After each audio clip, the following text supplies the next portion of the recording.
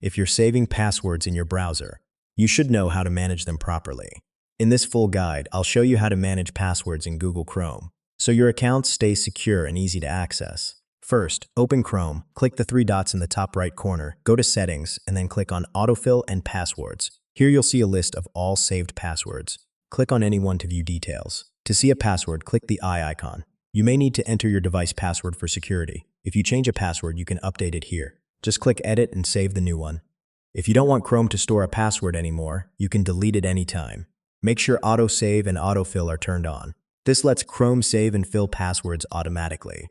Chrome also has a password checkup feature. It can warn you about weak or compromised passwords. If you're signed in, your passwords can sync across devices, so you don't have to remember them everywhere. Always use strong, unique passwords. Chrome can even suggest secure passwords when you create new accounts. And yeah, that's how you manage Chrome passwords properly. Stay organized, stay secure, and let Chrome handle the hard part.